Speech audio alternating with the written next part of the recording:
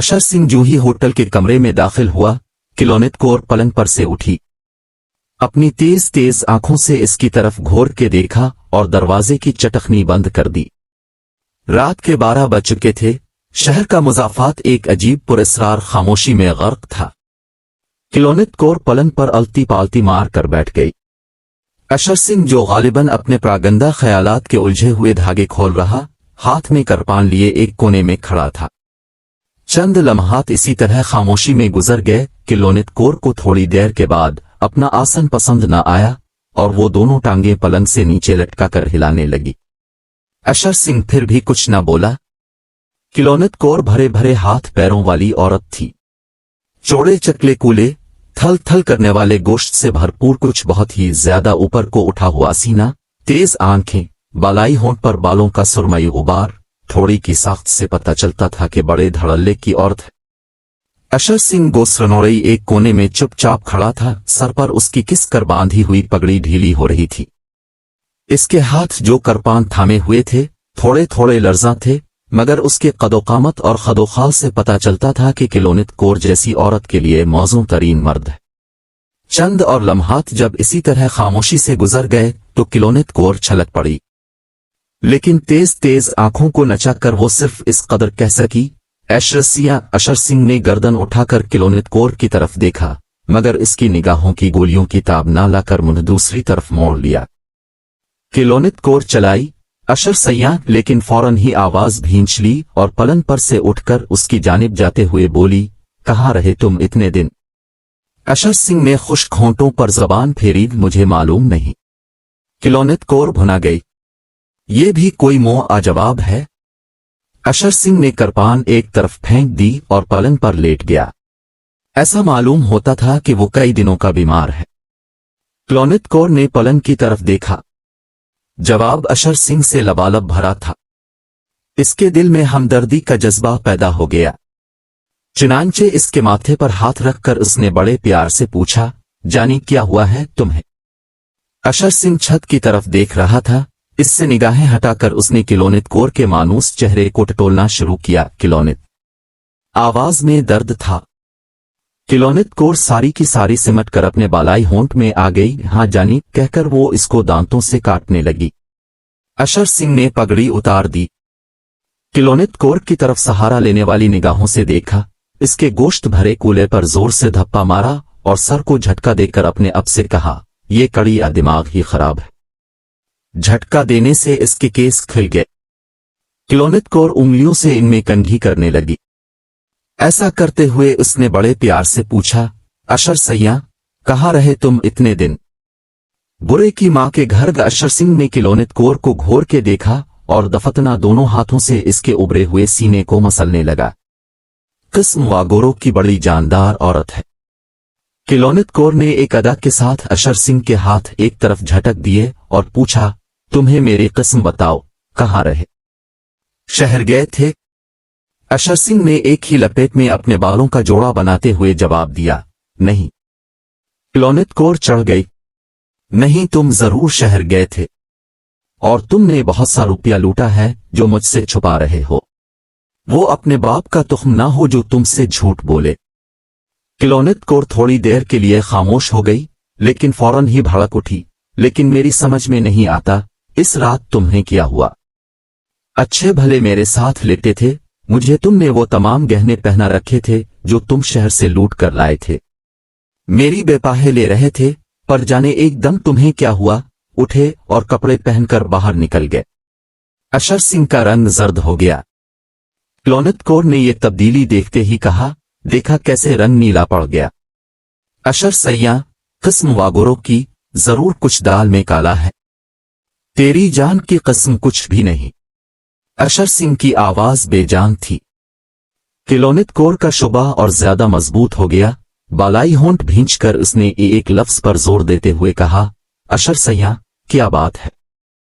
तुम वो नहीं हो जो आज से 8 रोज पहले थे। अशर सिंह एकदम उठ बैठा, जैसे किसी ने इस पर हमला किया था। किलोनित कौर को अपने तनुमंद बाजुओं में समेटकर उसने पूरी कुव्वत के साथ उसे भंभोरना शुरू कर दिया, जानी मैं वही हूं। घट घट पा जपया है, तेरी निकले हड्डा है दी गर्मी। क्लोनेट कौर ने मुजाहमत ना की, लेकिन वो शिकायत करती रही कि तुम्हें इस रात हो किया गया था। बुरे की माँ का वो हो गया था। बताओगे नहीं? कोई बात हो तो बताऊं। मुझे अपने हाथों से जलाओ अगर झूठ बोलो। अशर सिंह ने अपने बाजू उसकी गर्दन में डाल दिए और होंठ उसके होंठों में गाड़ दिए। मूंछों के बाल क्लोनेट कौर के नथनों में घुसे तो उसे छींक आ गई। दोनों हंसने लगे। अशर सिंह ने अपनी सदरी उतार दी और क्लोनेट कौर को शहवत भरी नजरों से देखकर कहा, आ जाओ, एक बाजी ताश की हो जाए। क्लोनेट कौर के बालाई होंठ पर पसीने की नन्ही नन्ही बूंदें फूट आए। एक अदा के साथ इसने अपनी आंखों की पुतलियां घुमाई और कहा, चल दफन हो। अशर सिंह ने इसके भरे हुए कूले पर जोर से चुटकी भरी। क्लोनेट कौर तड़प कर एक तरफ हिट गई। न कर अशर सैया, मेरे दर्द होता है। अशर सिंह ने आगे बढ़कर क्लोनेट कौर का बालाई होंठ अपने दांतों तले दबा लिया और कचकचाने लगा। क्लोनेट कौर बिल्कुल पिघल गई। अशर सिंह ने अपना कुर्ता उतार के फेंक दिया और कहा, लो, फिर हो जाए तुरुप चाल। क्लोनेट कौर का बालाई होंठ कपकपाने लगा। अशर सिंह ने दोनों हाथों से क्लोनेट कौर की कमीज का घेरा पकड़ा और जिस तरह बकरे की खाल उतारते हैं, इसी तरह इसको उतार कर एक तरफ रख दिया। फिर इसने घोर के इसके नंगे बदन को देखा और जोर से इसके बाजू पर चुटकी भरते हुए कहा, क्लोनेट, किस्म वागोरो की बड़ी करारी औरत है। तो क्लोनेट कौर अपने बाजू पर उभरते हुए लाल धब्बे को देखने लगी। बड़ा जालिम है तो अशर सैया। अशर सिंह अपनी घनी काली मूंछों में मुस्कुराया, होने दे आज जुल्म, और ये कहकर उसने मजीद जुल्म ढाने शुरू किए। क्लोनेट कौर का बालाई होंठ दांतों तले कचकचाओ, कान की लवों को काटा, उभरे हुए सीने को बेनिबेवड़ा, उभरे हुए कूल्हों पर आवाज पैदा करने वाले चांटे मारे, गालों के मुंह भर भर के बोसे लिए, चूस चूस कर इसका सारा सीना थूकों से लथेड़ दिया। क्लोनेट कौर तेज आंच पर चढ़ी हुई हांडी की तरह उबलने लगी, लेकिन अशर सिंह उन तमाम हीलों के बावजूद खुद में हरारत पैदा न कर सका। जितने गिर और जितने दाव इसे याद थे, सब के सब उसने पिट जाने वाले पहलवान की तरह इस्तेमाल कर दिए, पर कोई कारगर न हुआ।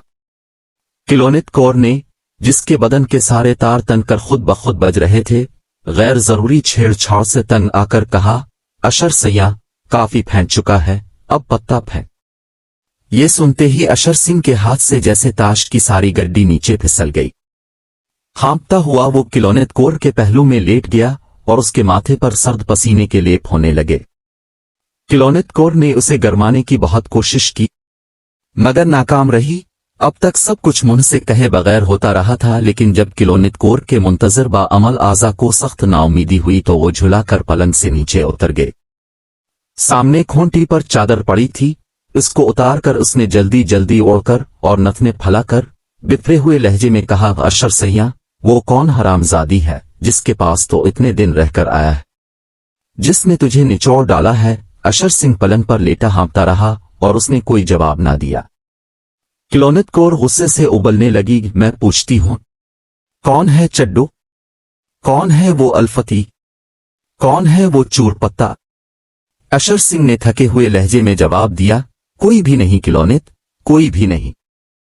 क्लोनेट कौर ने अपने भरे हुए कूल्हों पर हाथ रखकर एक अज़्म के साथ कहा, अशर सैया, मैं आज झूठ सच जान के रहूंगी। खावागोरो जी की किस्म, किया उसकी तह में कोई औरत नहीं। अशर सिंह ने कुछ कहना चाहा, मगर क्लोनेट कौर ने उसकी इजाजत ना दी। किस्म खाने से पहले सोच ले कि मैं सरदार निहाल सिंह की बेटी हूं। टिक्का बूटी कर दूंगी अगर तूने झूठ बोला। ले अब खावागोरो जी की किस्म, क्या उसकी तह में कोई औरत नहीं? अशर सिंह ने बड़े दुख के साथ इस बात में सर हिलाया। क्लोनेट कौर बिल्कुल दीवानी हो गई। लपक कर कोने में से करपान उठाई, मियान को केले के छलके की तरह उतार कर एक तरफ फेंका और अशर सिंह पर वार कर दिया। आन की आन में लहू के फवारे छूट पड़े। क्लोनेट कौर की इससे भी तसल्ली न हुई तो उसने वहशी बिल्लियों की तरह अशर सिंह के केस नोचने शुरू कर दिए। साथ ही साथ वो अपनी नामालूम सूत को मोटी मोटी गालियां देती रही। अशर सिंह ने थोड़ी देर के बाद नकाहत भरी इल्तिजा की, जाने दे अब क्लोनेट, जाने दे। आवाज में बिला का दर्द था। क्लोनेट कौर पीछे हट गई। खून अशर सिंह के गिले से उड़ उड़ कर उसकी मूंछों पर गिर रहा था। اس نے اپنے لرزاں ہونٹ کھولے اور کلونت کور کی طرف شکریہ اور گنلی کی ملی جلی نگاہوں سے دیکھا۔ میری جان، تم نے بہت جلدی کی، لیکن جو ہوا ٹھیک ہے۔ کلونت کور کا حسد پھر بھڑکا۔ مگر وہ کون ہے تمہاری ماں؟ لہو اشر سنگھ کی زبان تک پہنچ گیا۔ جب اس نے اس کا ذائقہ چکھا تو اس کے بدن پر جھرجھری سی دوڑ گئی۔ اور میں بھینی آج 6 آدمیوں کو قتل کر چکا ہوں، اسی کرپان سے۔ کلونت کور کے دماغ میں صرف دوسری عورت تھی۔ میں پوچھتی ہوں کون ہے وہ حرامزادی؟ اشر سنگھ کی آنکھیں دھندلا رہی تھیں، ایک ہلکی سی چمک ان میں پیدا ہوئی اور اس نے کلونت کور سے کہا، گالی نہ دے اس بھروی کو۔ کلونت چلائی، میں پوچھتی ہوں وہ ہے کون؟ اشر سنگھ کے گلے میں آواز رند گئی۔ بتاتا ہوں، یہ کہہ کر اس نے اپنی گردن پر ہاتھ پھیرا اور اس پر اپنا جیتا جیتا خون دیکھ کر مسکرایا۔ انسان ماں ابھی ایک عجیب چیز ہے۔ کلونت کور اس کے جواب کی منتظر تھی۔ اشر سیاں، تو مطلب کی بات کر۔ اشر سنگھ کی مسکراہٹ اس کی لہو بھری مونچھوں میں اور زیادہ پھیل گئی۔ مطلب ہی کی بات کر رہا ہوں۔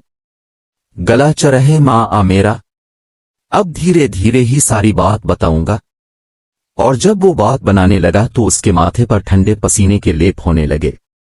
کلونت، میری جان، میں تمہیں نہیں بتا سکتا میرے ساتھ کیا ہوا۔ انسان کڑی ابھی ایک عجیب چیز ہے۔ شہر میں لوٹ مچی تو سب کی طرح میں نے بھی اس میں حصہ لیا۔ گہنے پاتے اور روپے پیسے جو بھی ہاتھ لگے وہ میں نے تمہیں دے دیے، لیکن ایک بات تمہیں نہ بتائی۔